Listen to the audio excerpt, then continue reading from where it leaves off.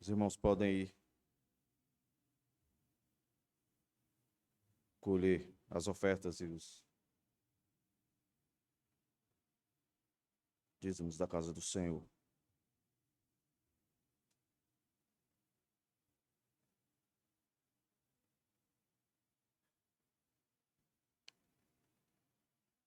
Prestando contas com o Senhor.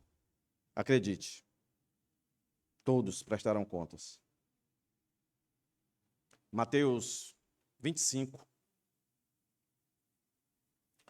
Lá mostra exatamente e literalmente o que vai acontecer no grande dia. Mas, como eu sempre tenho lembrado os irmãos aqui, a prestação de contas, ela não faz referência só ao grande dia. Todos os dias, o mundo que está diante dos olhos de Deus está prestando contas a Deus. A gente não consegue perceber, mas está. Mas Deus é tão maravilhoso, meus irmãos, que Ele reservou um dia final, que é o verso 15, que engloba isso que eu estou dizendo. O verso 15 de Obadias traz essa ideia de que haverá um dia que todo olho verá a prestação de contas do Senhor. Até lá, provavelmente a gente não vai se aperceber, mas Deus está prestando contas. O que a gente pode, e o que eu vou fazer hoje, e o que tenho feito, é mostrar para os irmãos que o Senhor presta contas. E está aqui, os nossos versos 8, 9 e 10. Edom prestou contas com o Senhor. O que o profeta Obadias aqui escreveu, Isaías também disse. Há um grande debate. Quem veio primeiro? Se o livro de Obadias ou o livro de Jeremias? Na nossa Bíblia, o livro de Jeremias vem primeiro, né? Está atrás dele. Mas alguns acreditam que Jeremias veio depois.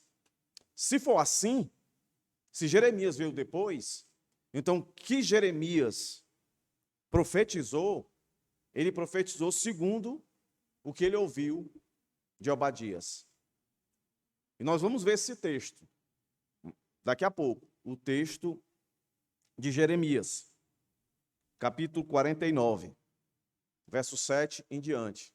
Lá nós vamos perceber que a mesma profecia do sermão passado, que o sermão de hoje está intrinsecamente ligado. Então quero ler com os irmãos Deus se colocando como aquele que presta contas, aquele que chama a sua criação para estar diante dele e ouvir o que ele tem a dizer. Verso 8, 9 e 10.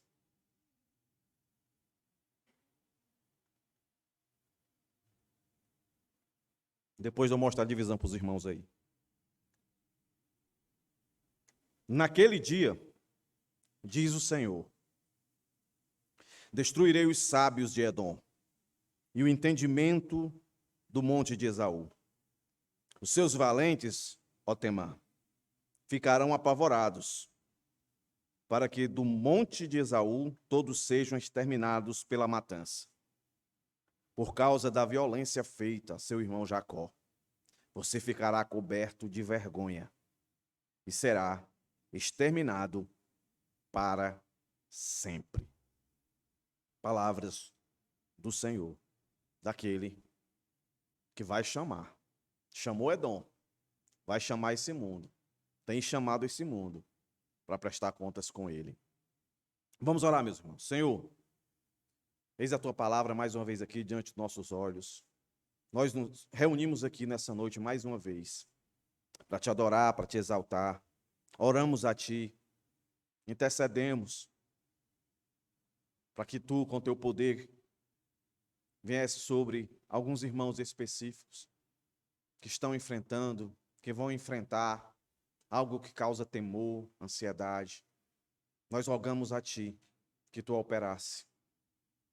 Ó Deus, nós cantamos quanto tu és maravilhoso, quanto tu és poderoso, quanto tu és digno de toda adoração.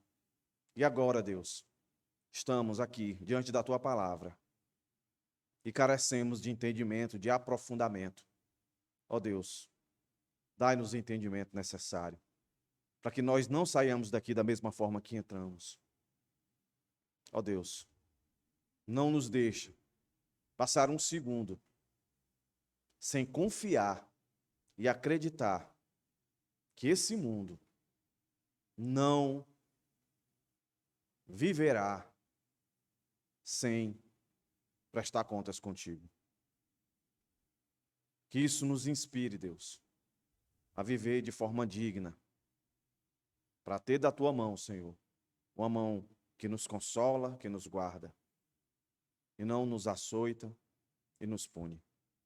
Em nome de Jesus, Senhor, abençoa cada um que está aqui essa noite, da criança ao idoso, do mais instruído ao menos instruído, que todos sejam, Senhor, recebidos diante de Ti, com entendimento, com compreensão, que haja salvação no meio do Teu povo, que haja arrependimento. É que eu te peço e te imploro, ser comigo mais uma vez, Senhor, no abrir e fechar dos meus lábios, que Teu Espírito Santo fale aos nossos corações mais uma vez essa noite. Em nome de Jesus. Amém. Como se dará essa prestação de contas, meus irmãos? Então, eu quero dividir o texto para os irmãos assim, ó. Cada verso aí um ponto. A sabedoria acabará. Verso 8. A coragem se desfará. E a vergonha se estabelecerá. A vergonha você pode entender também como a desonra. Porque pense aqui, irmãos, as lições que a gente tem que tirar desse texto é que quando o Senhor, e aqui é um texto que mostra para a gente isso, chamou a nação para prestar conta com ele, o Senhor não teve cerimônia de torná-los, preste atenção, estúpidos, ignorantes, na sua sabedoria. O Senhor mostrou para eles que a sabedoria deles nada mais era do que estupidez. E o Senhor não se restringiu a fazer isso. A chamada de Deus para prestar contas com aqueles que vivem a revelia da sua vontade sempre foi e sempre será, meus irmãos, para humilhação. Para humilhação, meus irmãos. Enquanto se prega muito aí, Deus, Deus. Hoje mesmo, zapeando ali, caí em uma dessas igrejas aí modernas, que os pastores se colocam como apóstolos, e ele pegou um texto maravilhoso e disse coisas que o texto não diz. Pegou um texto do Antigo Testamento, como é costume deles, texto que dizia que Deus tem o seu povo escolhido, e ele disse lá para toda aquela multidão que estava diante dele, que Deus escolheu eles. E para que eles tivessem certeza que Deus escolheu a cada um deles, eles teriam que entender que foram chamados. E reconhecendo o chamado, automaticamente, eles eram reconhecidos como escolhidos. E escolhidos da parte de Deus, jamais seriam envergonhados. Porque Deus não envergonha ninguém. Mentira, irmãos. Está aqui, Deus vai envergonhar. Deus vai olhar para Edom e vai dizer: vocês não são entendidos. Vocês não são sábios. Vocês são estúpidos, ignorantes. E não só isso. Vocês não são tão corajosos como vocês pensam que são. Deus vai colocar medo, pavor diante deles. E por fim, isso vai ser uma grande vergonha. Porque, meus irmãos, sempre foi assim. O mundo, ele sempre vai usar como prerrogativa para que você se dê bem na vida a sabedoria que você tem. E a sabedoria que você tem, não é à toa que a gente tem aí um monte de coach aí ensinando a você destravar, não é não? Destravar para você conquistar. E aí conquistar é adquirir riquezas, é saber fazer parcerias, alianças. E aí você vai ser uma pessoa honrada. E Deus vai chamar Edom, nesse que ele atribui como naquele dia, e vai dizer essas três coisas. Vocês são estúpidos, covardes, medrosos e sem vergonha. Desonrados. É isso que vocês são. Nós aqui, meus irmãos, todos nós aqui, sem exceção, a gente, e de alguma maneira isso não é errado. Passa a ser errado, que eu vou dizer agora, quando a gente vive em função disso. Esquece a quem de fato nós devemos se aperceber. O ponto que eu quero falar é que nós gostamos de ser reconhecido pelas pessoas. Nós sempre gostamos de receber um feedback das pessoas, o que as pessoas têm a dizer sobre nós. Porque a gente sabe, né, quem nós somos. Né? Se a gente pudesse, a gente colocaria na boca das pessoas o que exatamente a gente quer ouvir. Porque a gente, dificilmente alguém, só quando está passando por um momento de mental perigoso, que se deprecia. Mas, normalmente, nós nos damos muito valor. Então, a gente sempre está preocupado com o que as pessoas têm a dizer, com relação à função que a gente faz, com o conhecimento que a gente tem, a vida que a gente está tendo, o patrimônio que a gente tem, as amizades que a gente tem. A gente sempre quer que as pessoas digam alguma coisa que concorde. O ponto é quando a gente não leva em consideração o que Deus tem a dizer da nossa sabedoria, o que Deus tem a dizer, né, dos nossos relacionamentos, o que é que Deus tem para dizer, como a gente lida com a prosperidade, com a riqueza. A gente não está muito preocupado. O mundo menos ainda. Mas esse texto de hoje, se está aqui, é para nos lembrar que é importante a gente saber qual é a opinião de Deus acerca dessas três coisas.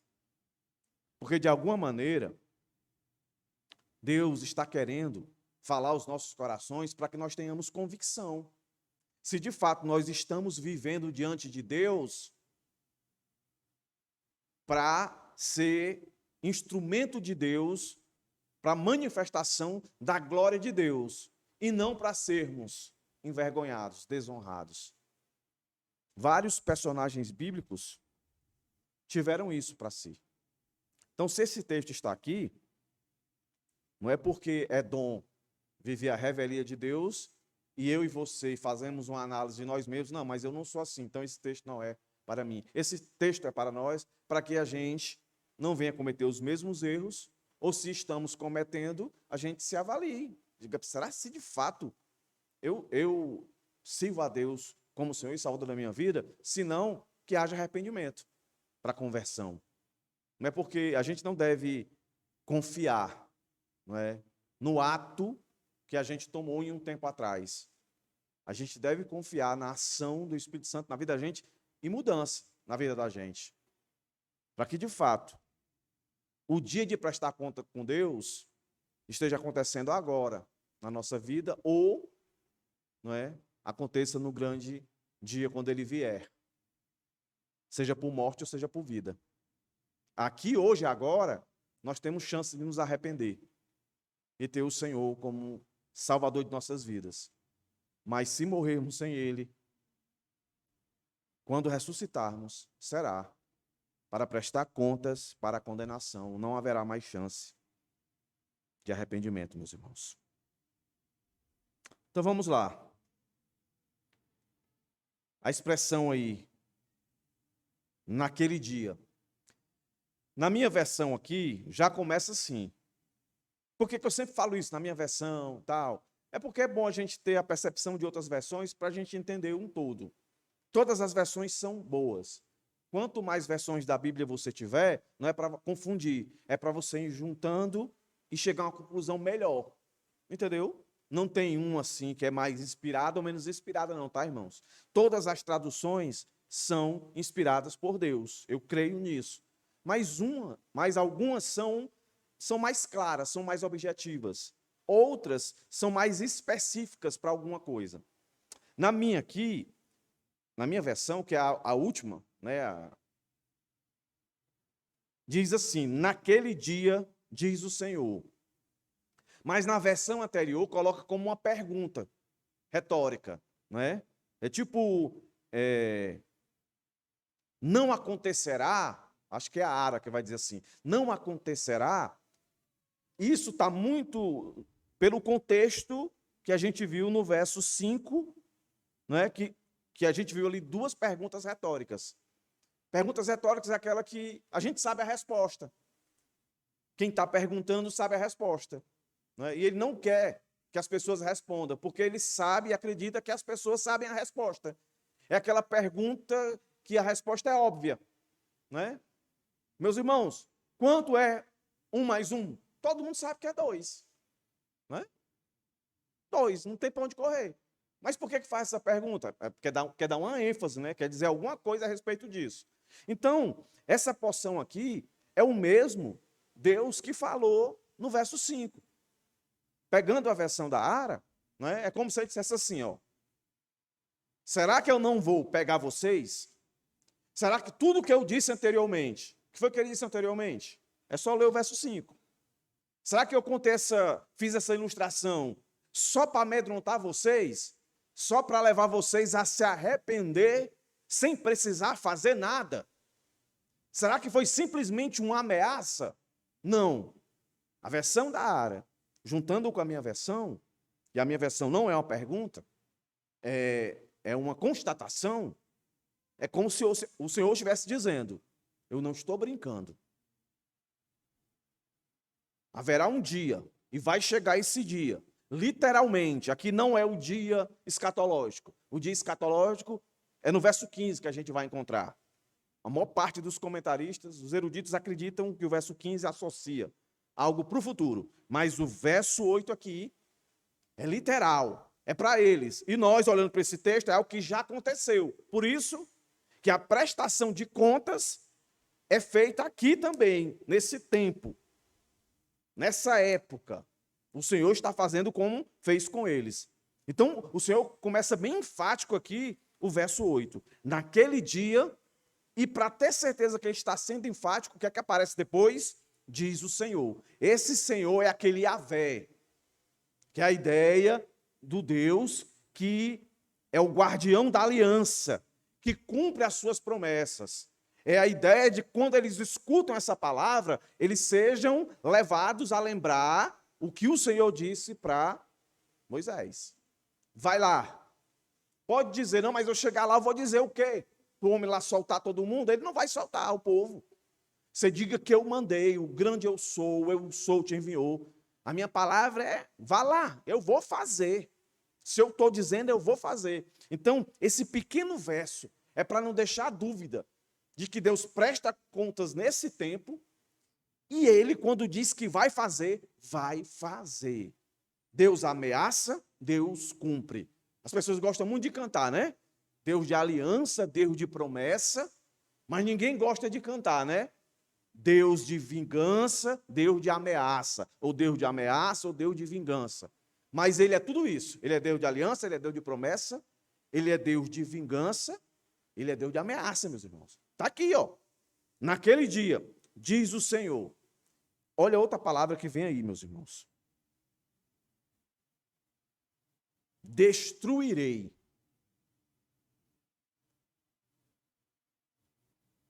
E aí não tem meias palavras. Destruir aqui, meus irmãos, é aniquilar. É matar. E acabar. É um discurso que é muito, muito usado pelos profetas. Nós vimos isso em Joel, Amós, principalmente Amós. E com requintes de crueldade. Isso é para dizer, meus irmãos, que esse pecado de soberba, de arrogância, de orgulho, é abominação para o Senhor, meus irmãos. A soberba deles, pela sabedoria que eles tinham, a arrogância deles, pela sabedoria que produzia alianças que os deixavam seguros, fortes, prósperos. O Senhor vai tocar em tudo isso. Deus não divide a glória dele com ninguém. Com ninguém, meus irmãos. Aí o Senhor diz, nesse dia aí, que eu vou me encontrar com vocês, Como é que Deus vai se encontrar com eles? Deus vai levantar as nações que tinham aliança com eles, vai torná-las inimigas dele. Foi isso que nós vimos no verso 6. Serão saqueados, vasculhados. Verso 7. Todos os aliados de Edom empurrarão para fora, os que estavam em paz com você enganarão, e aqueles que sentavam à mesa vão preparar armadilha para vocês.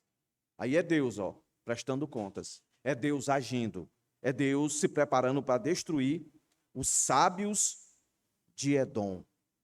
É daí que eu tiro a percepção. O mundo aqui de Edom vivia achando que a sua sabedoria evitaria que Deus se intrometesse na vida deles. Sabedoria deles. Não, vamos fazer. A gente não precisa de Deus. Nós sabemos pensar. Nós somos sábios. Nós temos sábios.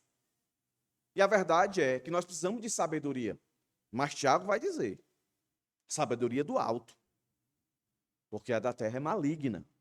É dela que nós precisamos. Edom não fazia questão da sabedoria que vem de Deus. Assim como Israel, Reino do Norte, não fazia questão de ouvir a sabedoria de Deus pelos profetas.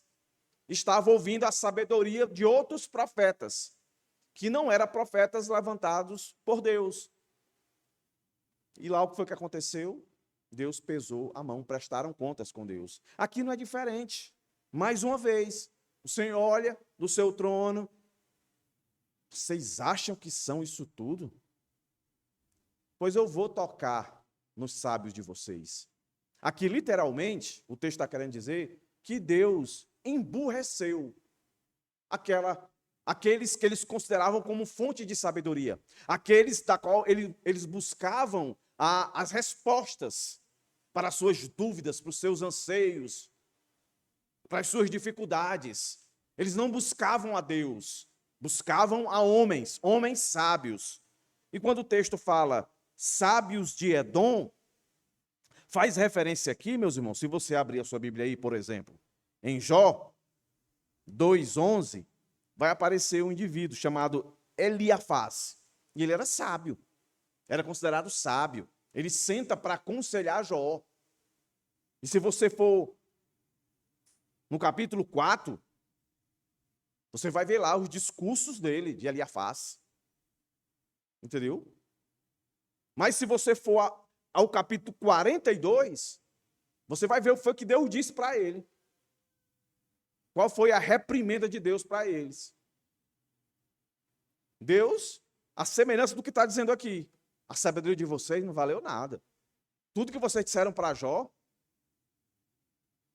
não valeu de nada. Se Jó não interceder por vocês, eu vou matar vocês. Então aqui o profeta está dizendo, e Edom, especificamente, representando aí o que ele vai dizer mais adiante, o monte de Esaú, que é a mesma coisa, a cidade de Edom, os edomitas, os descendentes de Esaú, ele está dizendo, a fonte da sabedoria de vocês eu vou emburrecer. E qual era o propósito? Para emburrecer. Para justamente, meus irmãos, tudo aquilo que eles fossem fazer dali para frente agora, desse errado. Precisa de sabedoria para fazer as coisas. Com conhecimento por conhecimento, não se faz nada, meus irmãos. Tem que ter sabedoria para executar o conhecimento. Sem sabedoria, um engenheiro constrói, tem o conhecimento, constrói, mas se ele não tiver sabedoria para fazer, aplicar o conhecimento, o prédio vai cair. Um médico fazer uma cirurgia. Entendeu? A sabedoria é tudo. Conhecimento é alguma coisa. Agora, sabedoria é tudo, meus irmãos. Se não tiver sabedoria, e aqui eu estou dizendo no geral, sabedoria mesmo. Que aí vem a experiência, vem realmente uma vocação para isso. Agora, você ter tudo isso e não levar a sabedoria de Deus em questão, aí é pior ainda. Pior ainda, porque você vai prestar conta com Deus. Então Deus está dizendo aqui, olha, vai chegar o dia que eu vou pegar os sábios de vocês, que vocês confiam tanto, eu vou emburrecer eles. Não vai sair mais nada que preste. E todos vocês vão ser contaminados com essa estupidez. E o entendimento do monte de Esaú. Todos vão ficar imbecis. Olha aí, irmãos. Então você olha para o mundo hoje aí, se acham. A semelhança de Tiago, né? Planejam. Né? Tiago vai dizer que vamos viajar, vamos fazer isso. Eles, né? Tem toda a inteligência para dizer vamos fazer isso, vamos fazer. Aí o texto vai dizer lá, pai, quem é vocês? É como uma neblina. É como uma onda. Antes disso, vocês diziam, se Deus quiser. Mas lógico que o texto lá não está dizendo que você tem que colocar, é a frase, se Deus quiser. Você planeja tudo, você não está nem para Deus. Você planeja tudo aqui, coloca lá no seu cronograma, faz tudo direitinho. Você ainda bota assim um negócio assim, pense numa inteligência. Você bota tudo lá e no final você coloca assim, se Deus quiser. Não é isso não. É uma vida de humildade. Uma vida de ouvir outras pessoas. Por mais que você tenha mais instrução, ouvir uma pessoa mais experiente. Às vezes não tem o conhecimento que você tem, mas tem sabedoria, aí você vai lá, para quebrar o nosso ego. É uma vida, sabe? De humildade. Coisa que a sabedoria humana, por isso que ela é diabólica, porque vem do diabo, o diabo não é humilde não, meus irmãos. O diabo é bicho nojento, é o diabo. Entendeu? Ele se acha, ele pensa que é o dono do inferno. Entendeu? Ele pensa que manda em Deus. Já veio aqui expulsar a gente, foi? Está na hora ainda não. Olha, é o diabo. Se acha, sabe, ele conhece tudo. E a Bíblia diz, né? Que ele conhece, até treme. Então o mundo é assim. Aí Deus está dizendo, vou embrutecer, vão ficar estúpidos e vai contagiar todos. Aí vem o segundo ponto. Porque isso afetará a coragem deles. Quando a pessoa tem conhecimento, assim, ela sabe que tem, e ela se orgulha disso, ela é segura. Entendeu? O ponto aqui, meus irmãos, não é a pessoa ser segura. O ponto aqui é a pessoa ser segura sem levar em consideração a dependência de Deus. Que Deus é a fonte de tudo e não ela. Esse é o ponto. Nós temos que ser seguros nas nossas decisões. Nós temos que ter firmeza em tudo que nós vamos fazer, mas com humildade. E a gente só vai conseguir viver assim se nós estivermos levando em consideração tudo que Deus diz. Se nós vivemos uma vida de devoção a Deus. Aí nós vamos ser sábios, convictos, seguros, mas jamais soberbos e arrogantes. Essa é a sabedoria que vem do alto. Se não for assim, não tem outro caminho, meus irmãos. A gente vai ser orgulhoso, soberbo, arrogante, e não tem para onde. Deus vai vir. Né? As histórias não mostram isso para a gente? O cara fez lá o navio bem grandão, o Titanic, né? E tal. Aí, nem Deus afunda. Aí o pessoal acha que Deus afundou o navio só porque ele disse isso, ó. Nem Deus o afunda. Não, irmãos. É todo um processo. O cara fez o navio todinho achando, confiando. Estão entendendo, irmãos? É todo um processo de arrogância e soberba. Ali foi só a cereja da arrogância e da soberba. Entendeu? Aí todo mundo acha que é porque ele disse isso. Não foi. Assim como eu disse anteriormente, não é porque você planeja tudo e no final coloca, se Deus quiser que você está sendo humilde. Não necessariamente. Aí o segundo ponto vai dizer, por estarem sendo administrados, não mais por sábios, porque Deus os tornou estúpidos, o que é que vai acontecer? Agora eles não sabem mais lutar. Eles não sabem mais fazer uma estratégia que até então estava dando certo. Olha aí. Os seus valentes, ó Temã. E Temã é a cidade de Eliafaz, lá o sábio. Se você ler lá, vai estar lá escrito. De Jó. Ele morava lá. Parece que essa cidade aí era o centro da erudição, da sabedoria. Então, quando o texto está dizendo que Deus vai pegar o sábio e tirar o entendimento dele, não é qualquer um, não. Deus foi uns tops, sabe? Foi na cidade onde lá fluía sabedoria. Eu vou. E ela dirá de lá que partia toda a administração para tudo. Para adquirir riqueza, como também estratégias para vencer. Porque nessa época aí era guerra toda hora. Tanto que eles precisavam fazer alianças. E aí o texto diz, e aqui está dentro daquele dia, tá, irmãos? Que diz o Senhor que não quebra aliança. Os seus valentes, ó Temã, ficarão apavorados. Ficam apavorados para quê? Para qual fim? Para que do monte de Esaú todos sejam exterminados pela matança.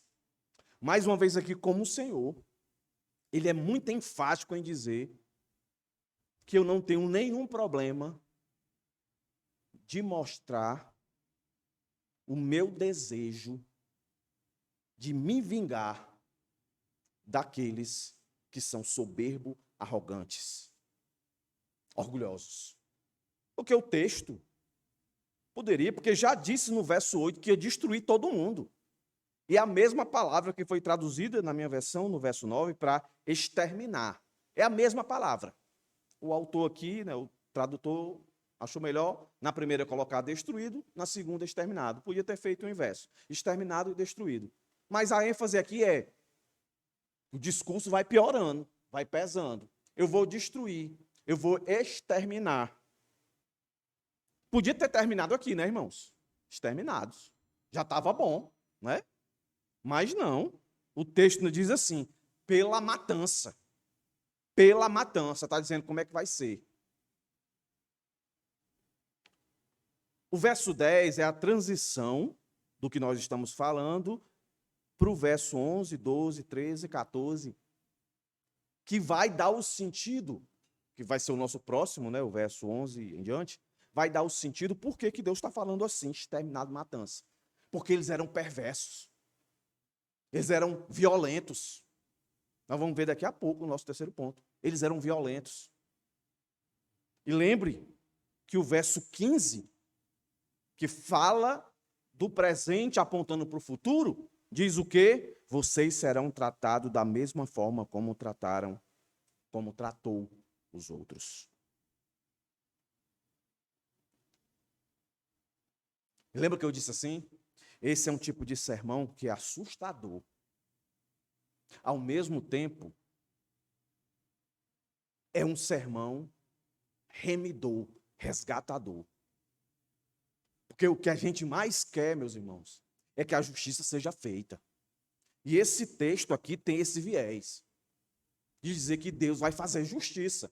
Quem é que Edom, o mundo aqui, estava perseguindo, humilhava, escravizava? Era o povo de Deus. Então, nós que somos cristãos e vivemos nesse mundo que cada vez mais se parece com Edom,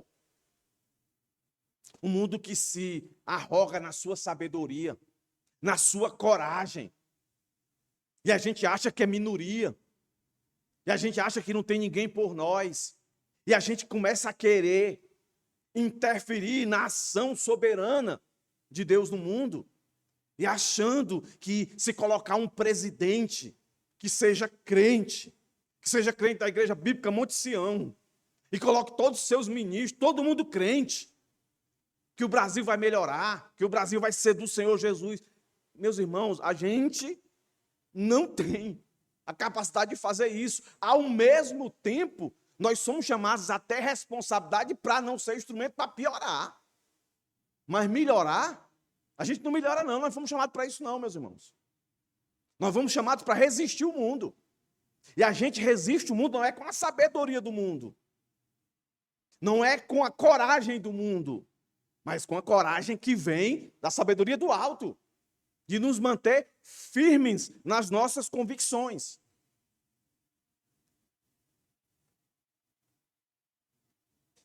Olha o texto aí. Os seus valentes. Então a cena é essa daqui, ó. Na hora que eu começar a levantar, aqueles que até então eram amigos de vocês em aliança, para se levantar contra vocês, todos aqueles que vocês olhavam e se sentiam seguros, não vão nos defender. Eles vão correr com medo, apavorados. Não vai ficar um. Então, aqui é o argumento do mais forte para o mais fraco. Então, imagina o Brasil sendo atacado e nós aqui, tendo aquela convicção que o nosso exército é poderoso e quem administra o nosso exército é um homem que tem muita sabedoria. E aí está havendo uma guerra, estamos sendo atacados. Aí a gente olha para o nosso exército, todo mundo deserdando, correndo com medo, voltando para casa, com uma cara de desespero, de pânico, de medo, aquela cara que você já deve ter visto alguma vez na vida, né? Quando alguém vê alguma coisa, né? E a cara de espanto da pessoa, só a cara de espanto dela já te deixa com medo. Já teve essa experiência, né? De você estar em um local e acontece alguma coisa, mas que você não percebeu, mas você vê o rosto das pessoas, aí você já fica apavorado. Então a cena é essa.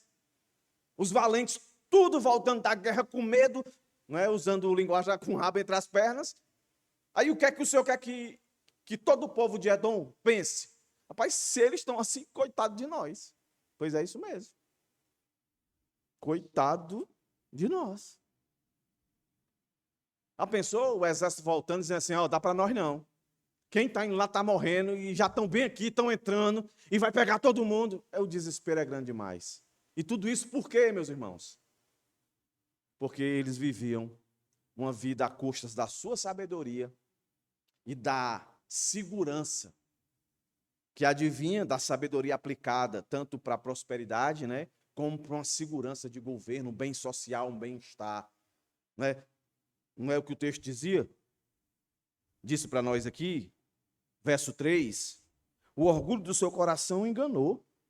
Você vive nas fendas das rochas, num lugar elevado, e diz em seu íntimo, quem poderá me jogar daqui para baixo? Hã? É o Senhor dizendo, ó, vai chegar o dia. E não vai ser jogado só daqui para baixo, vai ser exterminado, e de forma cruel, uma matança. Aí vem o verso 10, meus irmãos. A estupidez, o medo, agora a vergonha. Aí, ó. A vergonha se estabelecerá. Por causa da violência feita a seu irmão Jacó. Jacó aqui é a representação de Israel. Israel como um todo. Os dois reinos aí, tá? O povo escolhido de Deus. Todas as vezes que essa palavra violência aparece,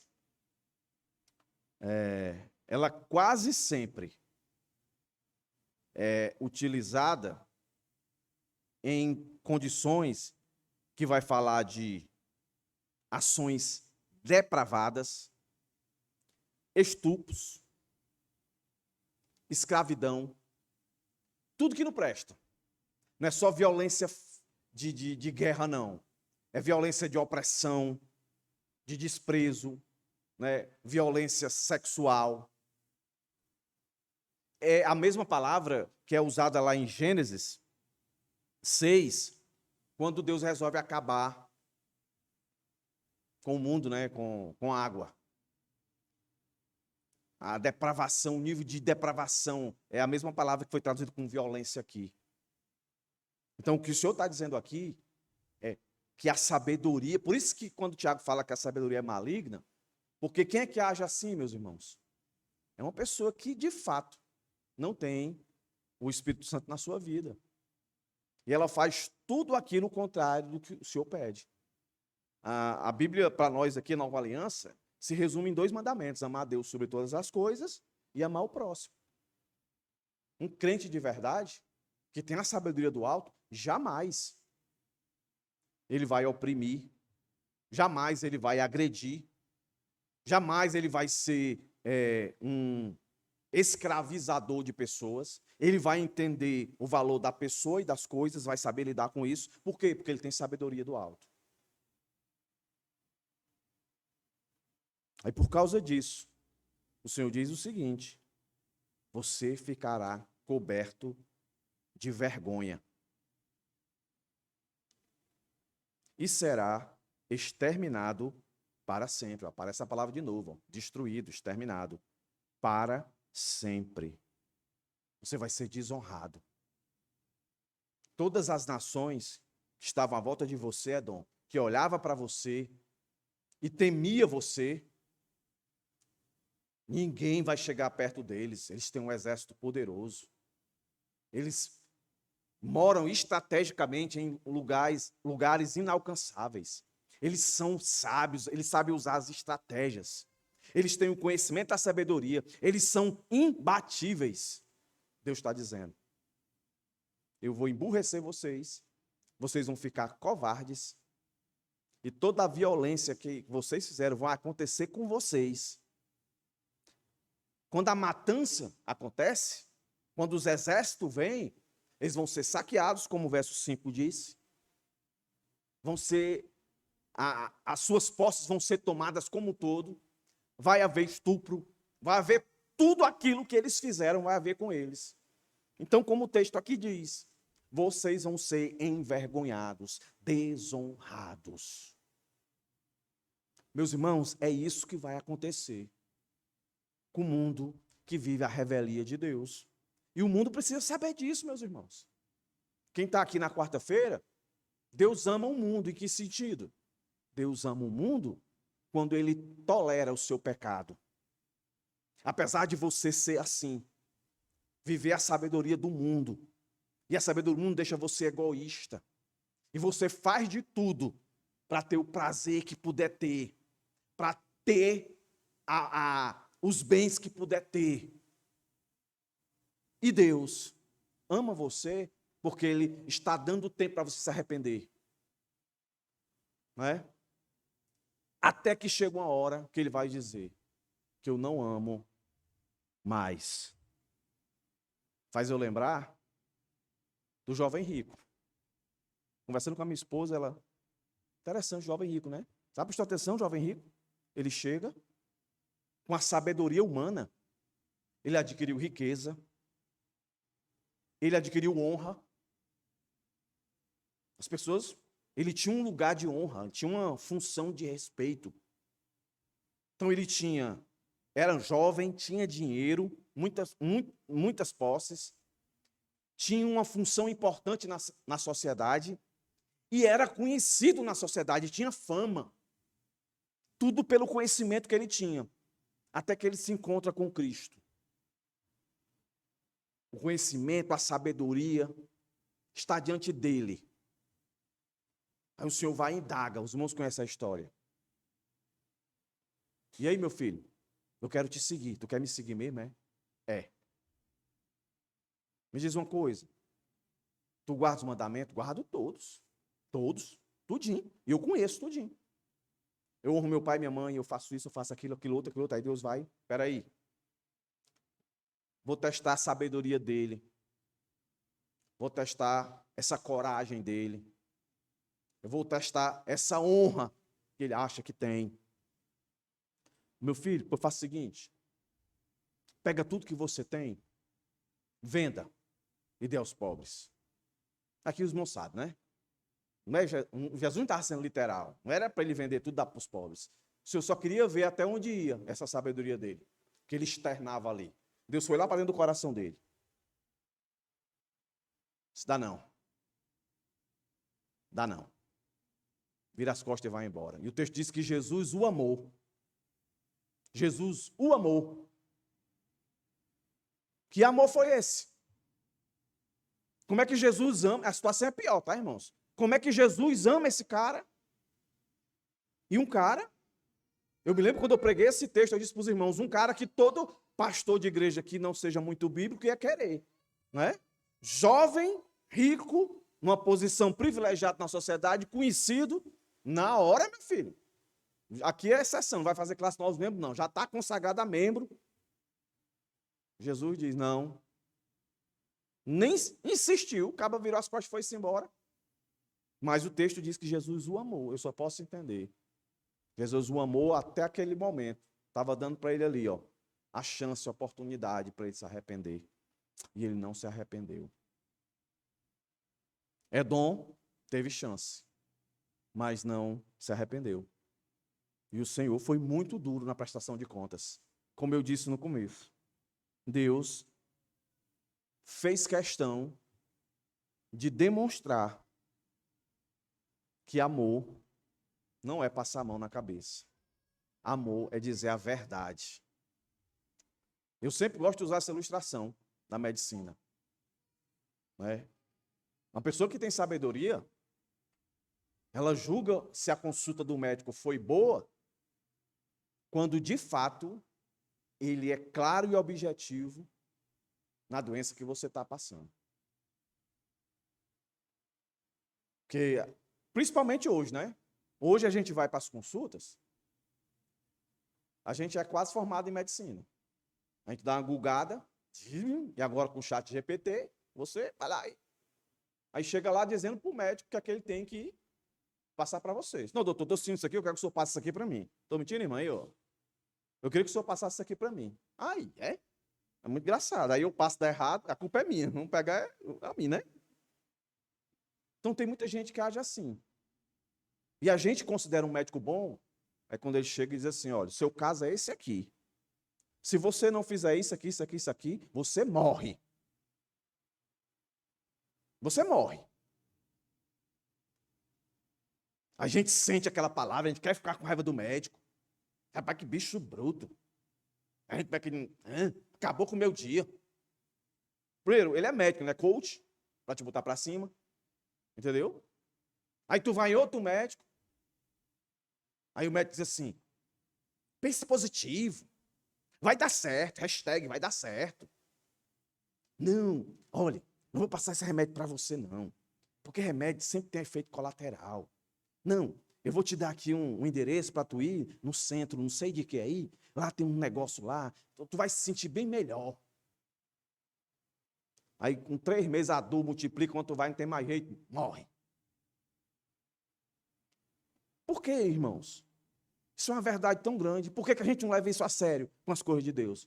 Aí tem gente que chega na igreja e quer ouvir um sermão para dizer, você é lindo, fofo. Sua sabedoria é fantástica, não tem ninguém mais inteligente que você, não. Entendeu?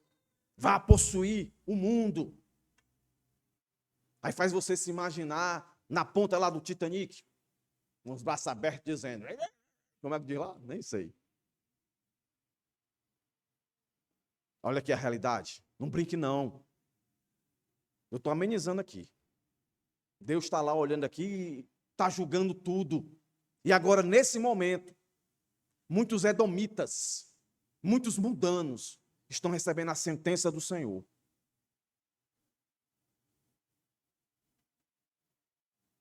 A inteligência de vocês não vale nada.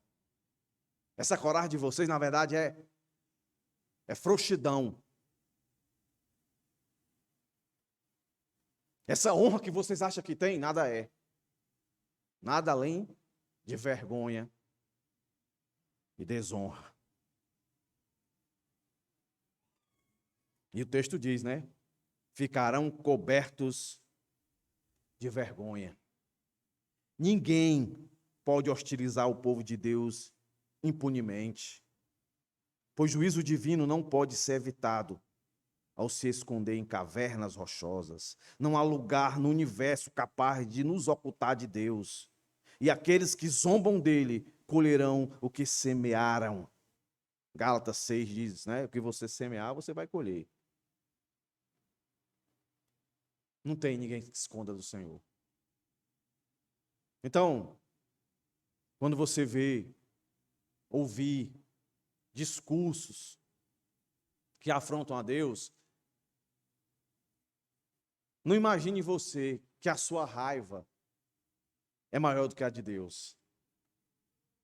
Não precisa você dizer assim, Deus está vendo? Está vendo aí? Olha o que está acontecendo no Brasil aí. Olha aí, Deus, na universidade, os professores tudo andando pelado. Aí a minha filha está na universidade, vai lá ver. Minha filha nunca me viu nu. Aí vê o professor pelado. Eu vou lá. Eu vou cortar ele no meio. Mas não é no meio assim, não. É da cabeça, assim. Precisa não, irmão. Deus está vendo tudo isso daí. mas pode se irar. A Bíblia diz, irai-vos, mas não pequeis. Pode se irar. Pode. Entendeu? Pode se irar. Mas não esqueça, Deus presta conta, meus irmãos. Então não se iluda, Deus tem as suas maneiras de agir. Se você não consegue ver, eu consigo ver. Algumas vezes. Eu não vou dizer aqui, porque senão você pode dizer, isso é o que o pastor está tendo. Não. Com discernimento você consegue perceber. É só você lembrar de Romanos. Né? A espada. Deus usa a polícia para pegar os sabidão, né? Os que acham que são fortes, né? Os que acham que têm honra. Vou dar só uma ideia aqui para vocês. Olha o que está acontecendo na Rússia. Olha lá o que está acontecendo na Rússia. O Putin era um bichão, né? Vamos acabar. Um mês a gente vai acabar com a Ucrânia. Já está com um ano. E agora o que está acontecendo lá? Vocês estão vendo? Um comentarista diz o seguinte, que John Wesley, em uma das suas pregações, falando da soberania de Deus, ele confiava tanto na soberania de Deus, mesmo, e ele viveu um tempo na Inglaterra de muitos conflitos imorais. Mas ele nunca deixou de acreditar que por mais que o mundo da sua época tivesse assim de um jeito, ele nunca deixou de acreditar que Deus era soberano, que Deus estava prestando contas com todo mundo ali.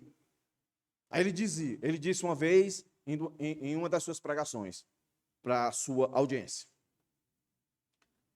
todas as vezes que eu quero saber como é que Deus está governando o mundo, eu compro o jornal do dia seguinte pela manhã. O que é que ele está querendo dizer? Quando você chegar em casa e for assistir o Desfantástico, ou qualquer canal de televisão, jornalismo, aquelas notícias que vêm, ruim, seja o que for, ali tem a mão de Deus governando. O presidente da República fechou um acordo com a Cuba. Vala-me Deus! Deus está regendo o mundo. Entendeu? Vamos virar comunismo, se isso acontecer. Deus está no controle. Pastor, nós vamos apanhar, nós vamos... o ponto é aquele que eu já disse. Você contribuiu para isso? Se não contribuiu, vá apanhar. Se contribuiu, vá apanhar e vá apanhar com pesar, né? Mas, rapaz... Mas, não se desespere, não. Não se desespere, não. Se você tiver a sabedoria do alto, eu concluo dizendo isso aqui. Você vai reconhecer que o mundo merece isso.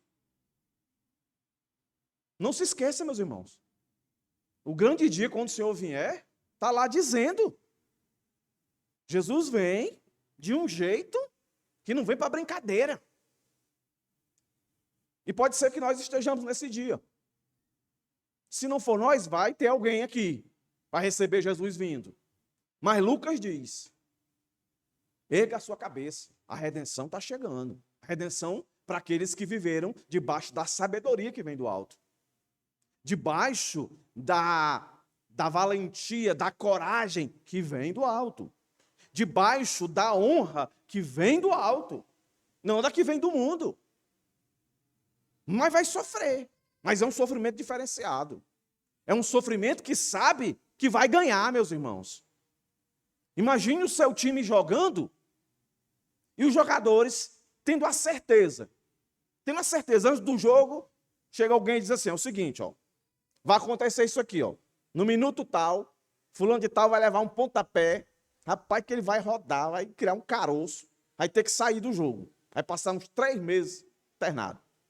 Quando, no minuto tal, fulano de tal vai ser expulso. O goleiro vai quebrar a mão. Aí vai entrar aquele goleiro que você não tem muita confiança. Vai entrar. Aí fosse dizendo, só, mas no final vocês vão ganhar. Vocês vão levantar a taça. O que é que esse pessoal ia fazer? Rapaz, vamos.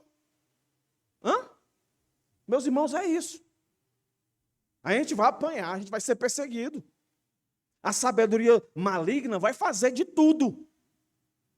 Mas a gente tem que confiar, reconhecer a sabedoria de Deus. E a sabedoria de Deus nos diz que no final a gente vence. Por que a gente vence, meus irmãos? Porque ele já venceu, não é não? Então, se eu tenho isso, olhando para esse texto, e tudo que esse texto está dizendo, o que é que eu tenho que fazer além de buscar a sabedoria do alto? Confiar. Eu tenho que confiar em Deus. Eu não tenho que confiar na minha sabedoria, eu não tenho que confiar nas minhas posses, se eu tenho alguma. E se eu estou lutando para tê-las, eu tenho que ter cuidado para que elas não se tornem a minha confiança, porque qualquer hora, meu chapa, a notícia pode chegar para você. Uma notícia muito ruim, que normalmente nós não gostamos, né? De que ou que a gente vai morrer, ou que algum parente da gente vai morrer. Aí, não é? É como pagar 1 milhão para descer num submarinozinho desse tamanhozinho, para ver um bocado de destroço lá embaixo e morrer. Ninguém esperava. Morreram. A morte pode vir para qualquer um. Mas se a sua sabedoria está em Deus, você vai sofrer, você vai se angustiar, mas você não vai perder a esperança. E por fim, duas coisas. Viva humildemente, sabendo dessas verdades. O pastor, hoje a mensagem foi boa. Porque eu sou de Deus, eu sou eleito. Então, quem está me perseguindo, cuidado não, que Deus vai pegar você. É verdade. O juízo divino vai vir. Agora, nesse tempo, ou no final de tudo. Mas, vive em humildade. Porque se você viver em arrogância e soberba, isso quer dizer que você está vivendo segundo a sabedoria do mundo, segundo a coragem do mundo, segundo a honra do mundo. Então, o que vem para você é esse Deus que você está vendo para os outros. Ele vai vir para você. Agora ou amanhã. Então, dito essas informações, o que você tem que fazer? Se você é um cristão que vive a sabedoria de Deus, você vai dizer assim: Senhor, me mantém nessa sabedoria.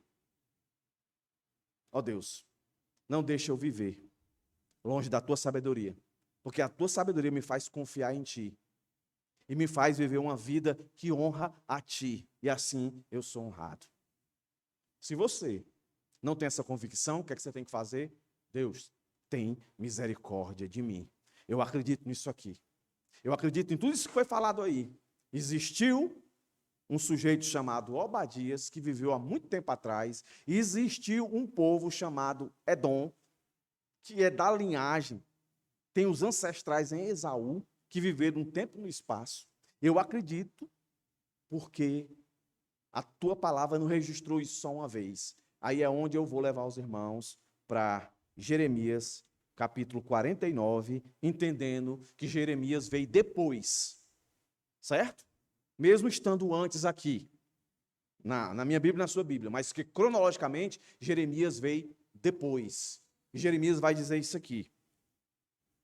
Jeremias 49, a partir do verso 7. Olha o que é que Jeremias diz. A respeito de Edom, todos os irmãos acharam aí? Todos? Acharam aí? Olha aí. A respeito de Edom, assim diz o Senhor dos exércitos. Por acaso, não existe mais sabedoria em Temã? Será que pereceu o conselho dos sábios? Desvaneceu a sabedoria deles? Fujam, voltem, escondam-se em cavernas, ó moradores de Dedã, porque eu trarei sobre ela a ruína de Esaú, o tempo do seu castigo. Se os que colhem uvas fossem até você, não deixariam pelo menos alguns cachos? Se ladrões viessem de noite, não danificariam só o que lhes bastasse?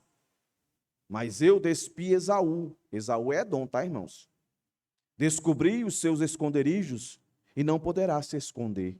Está destruída a sua descendência, bem como seus irmãos e vizinhos. E ele já não existe. Deixe os seus órfãos que eu os guardarei em vida, e as suas viúvas podem confiar em mim.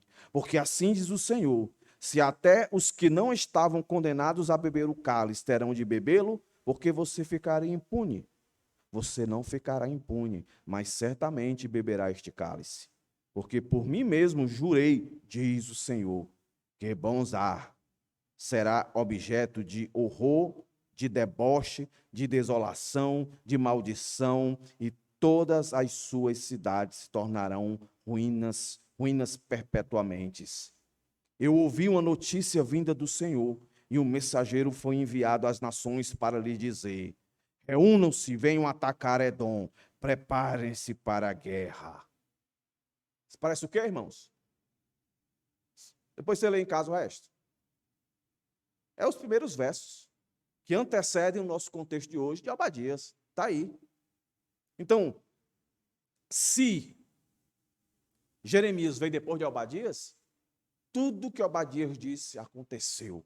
Aquele dia aconteceu. E quando você lê Malaquias, que nós lemos, corrobora. Prestaram contas com Deus. Aqueles que se achavam entendidos, sábios. Aqueles que se achavam valentes, corajosos. Aqueles que se achavam homens de honra. Foi o que aconteceu com eles, meus irmãos?